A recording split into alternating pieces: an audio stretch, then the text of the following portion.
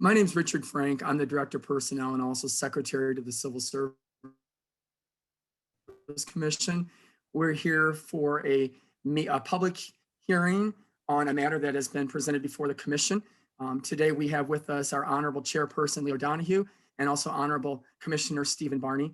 Due to an emergency, our Vice Chairperson Betty Battle Turner was not able to attend, but we do have a quorum and are ready to proceed. The discussion point for today is a request to rescind Civil Service Rule 19. And my only brief remarks are that the Civil Service Commission, has felt that all city employees who are civil service should be under the same set of policies and rules and regulations.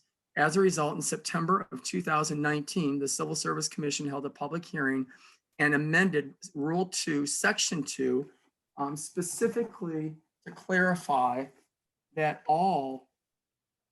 these rules, administrative and joint regulations promulgated by the Director of Personnel and ordinances shall apply to all positions in the classified service, including police division employees, commissioned and civilian, except as otherwise provided in Article 18 relative to accepted positions, which is in the charter.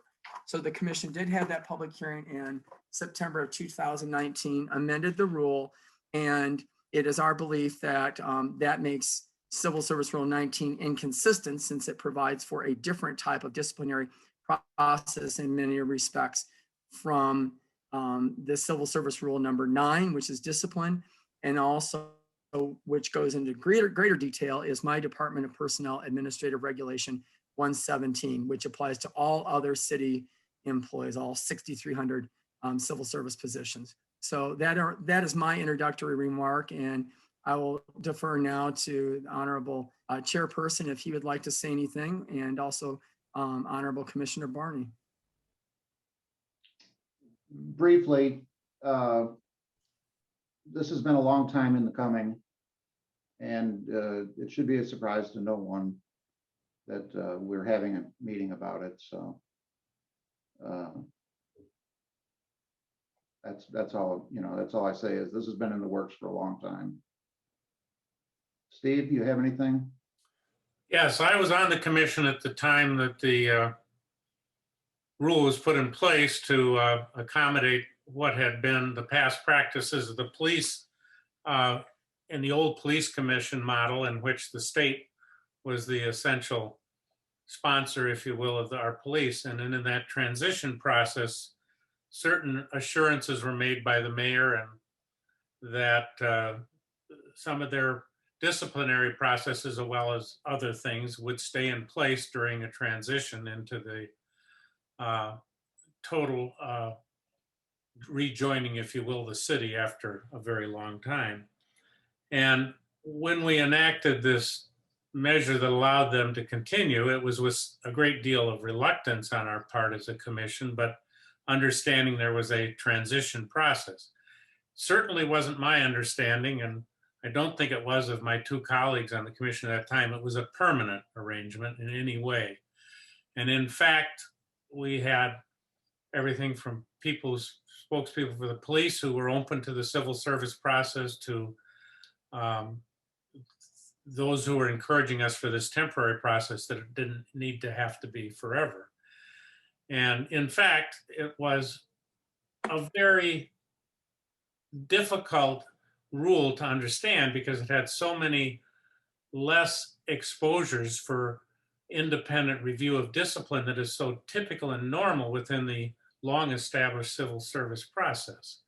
So an agreement with the chairman that this is a long time in coming. But in fact, I thought with some of the act that we did in 2019, Mr. Director, we probably had already shifted that out of the way, but we didn't take this out of the road. So it adds an element of confusion to have a rule that's inconsistent with a basic policy that the Civil Service Commission has an expectation to deal with police and all other employees within the same processes and rights and capacity to appeal. And is that not correct, Director? I think that's very well said, Commissioner. That's all I have. Do we have a process, Mr. Chair, for recognizing people who wish to speak to us? Or, I can't see any of the other interested parties. Are they, Director, do you have access to who's standing or in queue? No, because we didn't really have the typical sign up, process that we would have afforded to well, us if we had an in-house meeting, but if I would somebody- ask that, I have a screen here. Pardon me, Commissioner. Yeah, I was just going to say, if somebody wants to speak, they just tell us who they are, what they represent, and then we can make a record of that, and then we can Certainly. listen to what they have to say. Certainly. So I would say that if there's anyone that would like to address the commission regarding this matter, just let us know. We'll take them in order, and, the chairperson will recognize you. Director Frank, it's Jeff Rorta. Can you hear me? Yeah, hi, Jeff. Nice seeing you again. Glad to see your recovery is going well. Thank you. I'd like to testify on behalf of the St. Louis Police Officers Association, if I may. Go ahead. Good afternoon, Chairman and Member Barney. We appreciate you allowing us to testify. I will say that that I have a completely different recollection of what transpired in the passing of this rule, Civil Service Rule 19, and that I think the action that the commission contemplates today is plainly violative of Section 84, 344 of the revised statutes of Missouri. When the board, or the commission rather, adopted this rule, they heard testimony from Mike Garvin, who was a deputy city councilor at the time, who took the very same position that I'm taking today, that when the statute says a unique rules that recognize the unique operation of a police department, that requires something different than lumping everybody under the same rule. This was not some agreement that was made temporarily between the police association and then Mayor Slay.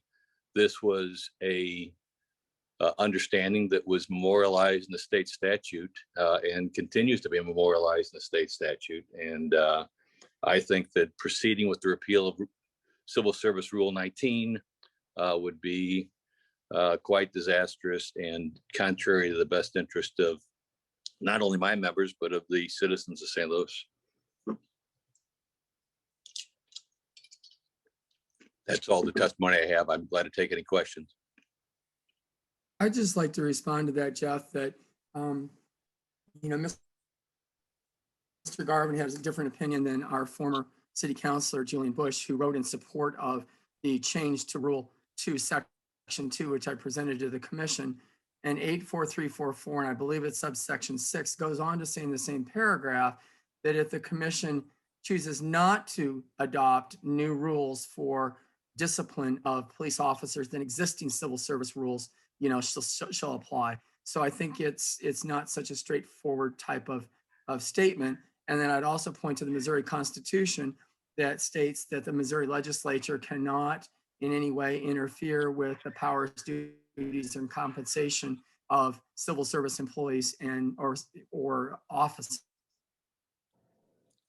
I should say. And the commission is our very highest civil service authority. So that's just my only response that I have to that. Well, Rick, in fairness, I mean, you've never concealed your position or your interpretation of statute and the regulations, the charter, and the Constitution. I mean, we are just at odds on this and differ over our interpretations, and more importantly, differ over what we think is in the best interest of due process and fairness. I appreciate that. Thank you. Thank you. I have a question. Mr. Orden, I remember us discussing in meetings at that time the process of the transition, and you're saying you had a lot you liked about the civil service process. And as you got more comfortable with it, you thought there would be more openness by the police to accept the civil service process, you did not have automatic negative reaction to the civil service structure as you saw it. Now, am I in some way understanding what I thought I heard several years ago? Yeah, if I could elaborate, Mr. Barney, I mean, I will say that we haven't any necessary reluctance or criticism of the Civil Service Commission or of the processes that you employ. What we have is a system that really works well now that takes minor offenses and expedites the adjudication of those through this summer hearing board that provides sort of a relief valve to avoid these long waits for civil service review for what we consider to be minor offenses, what frankly the police commissioner apparently considers to be minor offenses based on the discipline he recommends imposing on those. You know, that process has worked very well, and you know, we think that it's thoughtful and helpful to have peers take a look at those sort of offenses. But I've read in the paper in the coverage of this that there's this misunderstanding of how the summer hearing board works. The chief got in the newspaper and said that he stuck with those decisions, which is not true, as anyone can read in the current Civil Service Rule 19. Either the aggrieved officer or the police department can appeal a undesirable determination by the summer hearing board to the Civil Service Commission. Likewise, the chief mischaracterized the makeup of that commission and then said that the union gets to pick two members. As anyone that can read the police contract and the Civil Service Rule can see, the union selects one member, the member at the rank of the accused officer. The chief chooses another one, the commander, and those two select the third. I don't understand why the chief insists on mischaracterizing the process.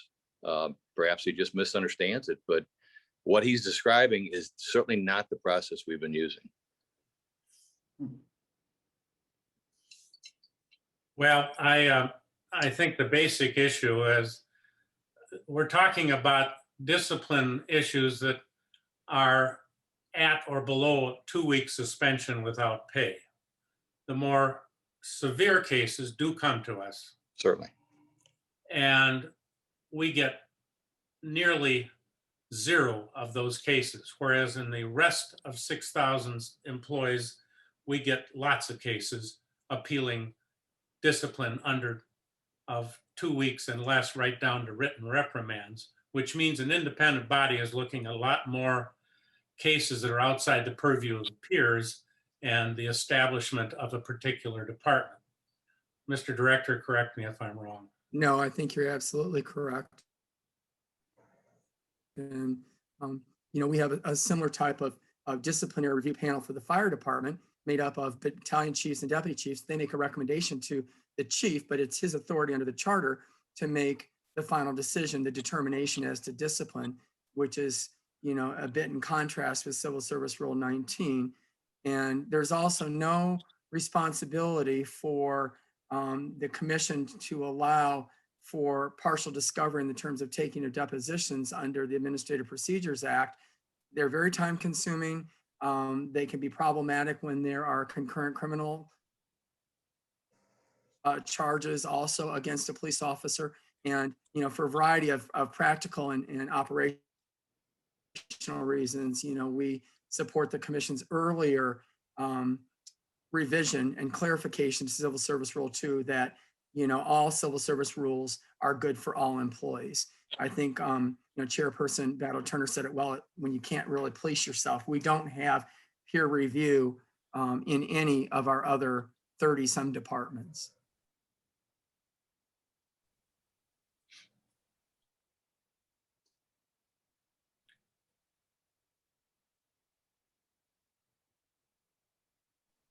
I am interested if there's anyone.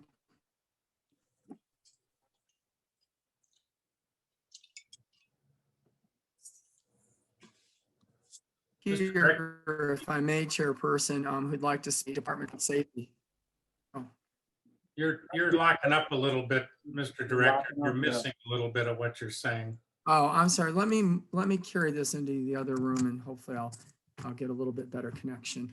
I'll repeat myself. I was just asking the chairperson if he would like to invite anyone here from the police department or Department of Public Safety who might, wish to share their perspective. We've heard from the SLPOA and I appreciate Jeff's feedback. I'm just wondering if there's anyone, if I see, our senior policy advisor and second in charge in public safety, Heather Taylor, has joined us. And I'm not sure, Heather, if you would like to, opine on what your department's position is, or if there's anyone else here that would like to. I just want to make sure that everyone has a chance to speak on behalf of the commission.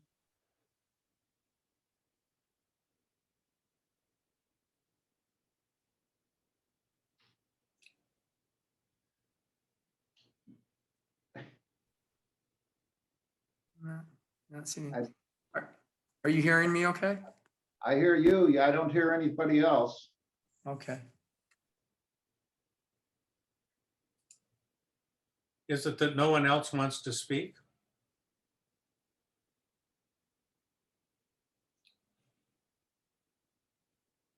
Sort of the impression I'm getting, Commissioner. Well, Mr. Chairman, I suspect if we have no one else that wants to speak about it, we conclude the hearing and then we can consider taking action now or deferring it to the next meeting. Okay. I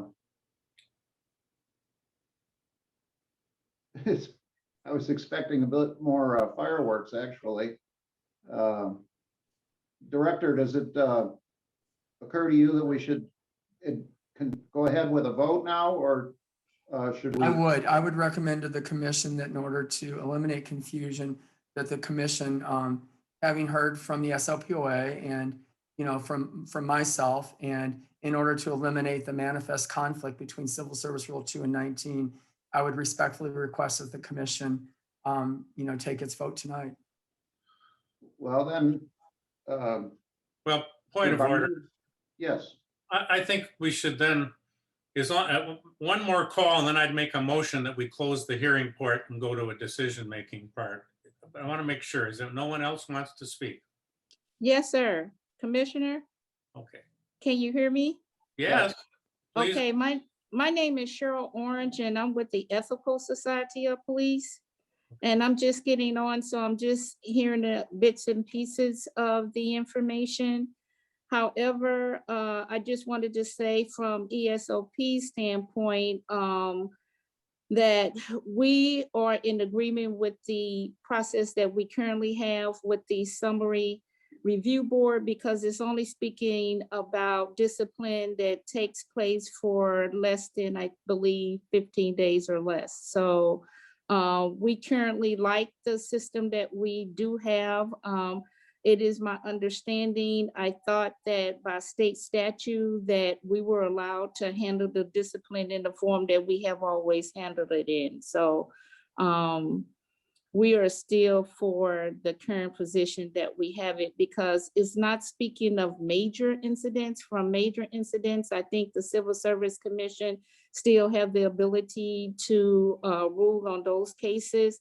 However, we're talking about small infractions of discipline for the police department, sir. So on behalf of Ethical Society of Police, we are standing still with the current position as it is with the rule of the summary hearing board, sir. Thank you. I have a question. I hear you that there's a satisfaction with that process, same point that Mr. Rorta made. And when there's a great deal of satisfaction, it can be because it's a great process, or that the discipline is so mild, nobody wants it to surface. The reality is that there's no independent review of what that discipline is. It may have been that things that take place and get a mild reprimand within the context of the police structure would have been a significant loss of wages for a week or more if it were compared to what happened in the waterworks, the jail system, the parks department people. I think the concern is, the reason it's so desirable for that peer review is it's very comfortable and very unexposed to the harsh reality of an independent outside look at what's going on, as is the case in every other department. Okay, sir, I understand that. Can you give me a time frame as far as if it is done under the city, how long that would take? Because usually with the summary hearing board, once a decision has been made, the officer then has the option to accept the summary hearing board, which usually takes place within, I believe, anywhere from 30 to 60 days.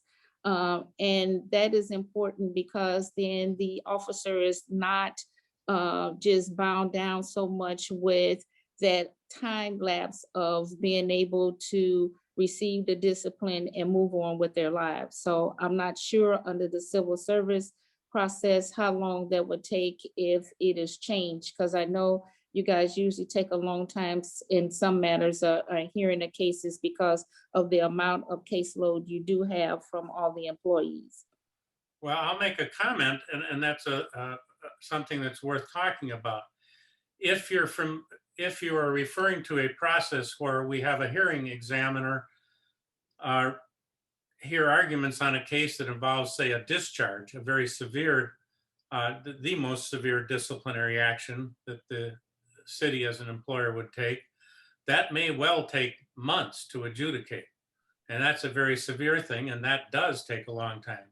If, however, you're talking about lesser extreme disciplinary processes, the time can be much shorter. And I defer to the director.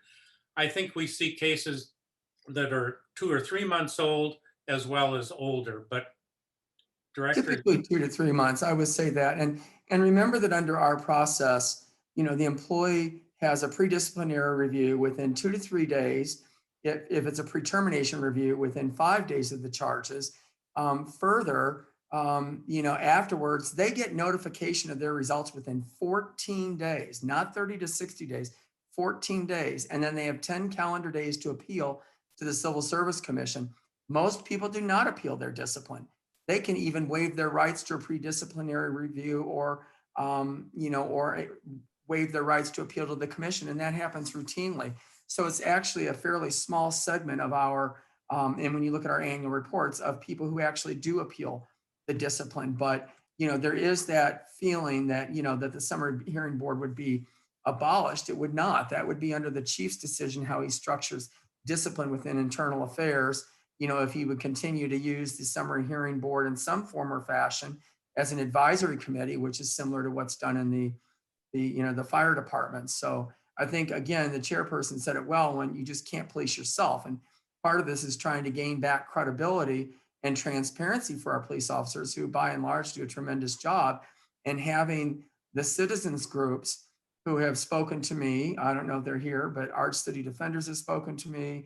And, John Chastnow's group has spoken to me, and the Ethical Society previously, when Heather Taylor was president of that, advocated for a different position, that everyone should be under the same civil service rules. So, I would say that to say that our process is slower is not true. Even with written reprimands in our process, which is discipline, it's not even discipline in the police system. A written reprimand is discipline in our system, and you have to have that in within 60 days so that you can't go back and build a case from 1 or 2 years later. So if anything, I think that some changes and going with 117 is appropriate. One other important factor is that there's an independent review of administrative suspension. We have people in internal affairs sometimes who are on administrative suspension for 1 or 2 years. In our system, I have to approve any request for forced leave, and that's a very high standard. So we don't have police officers who are, would be languishing out there for 1 or 2 years without any kind of reconciliation. So I think our system actually has a number of benefits and is much more expeditious. And again, in our system, the final arbitrator, is the Civil Service Commission.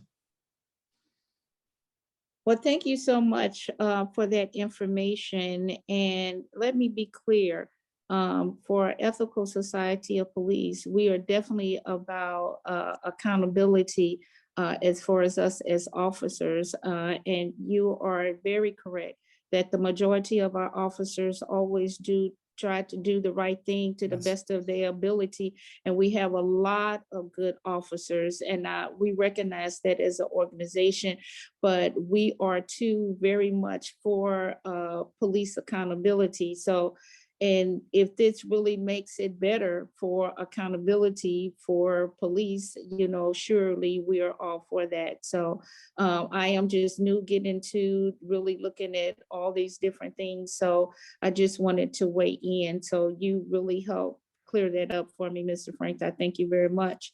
We appreciate your defer. feedback very much. Okay, yes, sir. Thank you. Is there anyone else?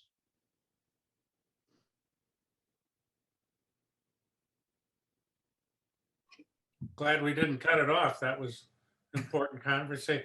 Well, may I move that we close the hearing portion and then give consideration to the matter before us? I second that. Okay. So the public comments section is completed, and we now defer back to the commission. Thank you. Thank you. My only regret here is that we don't have Commissioner Betty Battle Turner with us, because I know she was very interested in this process. And I guess out of hearing what Mr. Rorta says, I'm sure there could be and should likely will happen that there will be some kind of attempt to seek relief from whatever decision we make by the courts, which is where you go if they don't like what the commission does. And but I think there is some value in moving ahead with this. And for that reason, I would move that we repeal rule, what's the number? 19. 19, as proposed at our last meeting, and that was the subject of our hearing. Okay, well, I'd just like to say a few things. And first of all, nobody should be surprised that this came up, because I came into the commission immediately following the adoption of Rule 19, and it was quite the subject of conversation then. But it was also understood, at least I understood it to be characterized as a short-term fix that was going to be addressed at some time in the future. So now it's been 5 or 6 years later. That to me is quite a long time of gestation for this movement on this. And around the country, I believe Massachusetts has already has a state law that bars the police department from being the final say on discipline within their ranks. They've got to defer to a civil service type situation. So with all that's going on in the country and the loud cries for police accountability, I believe my concerns over whether this would conflict with any NLRB rules as to instituting changes. I don't think the summary hearing board is part of the CBA, is it, Rick?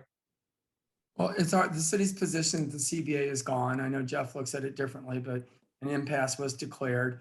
And further, we're not under the NLRB. There's a cooling off period, a number of different things where the NLRB is different.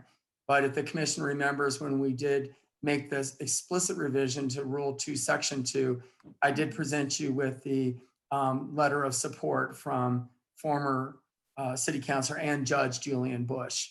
And so the position of the law department, remains also. And I've also, spoken with other members of administration that it is in the best interest of the city to, to repeal Civil Service Rule 19 And then, you know, I'm sure the commissioners have also seen, there's a lot of discussion also about looking at the functioning of the Civilian Oversight Board. And I'll be in a meeting with the Director of Public Safety tomorrow and Senior Advisor Heather Taylor and a member of the Mayor's Office at looking at that issue. So I do think it's important, and I appreciate the commission's willingness to take this matter.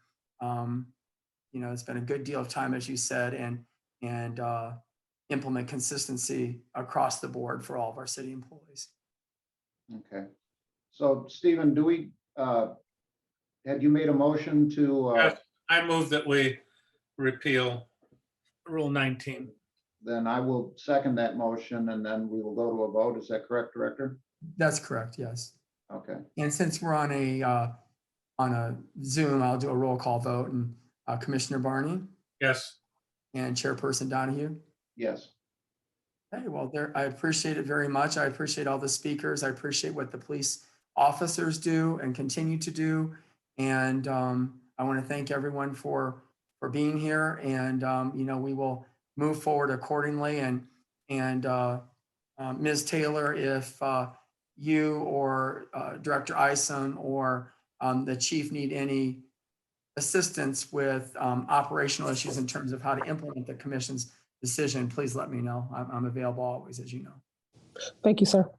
Thank you. Well, if there's being no other business, is there a motion to adjourn from the commission then? so move.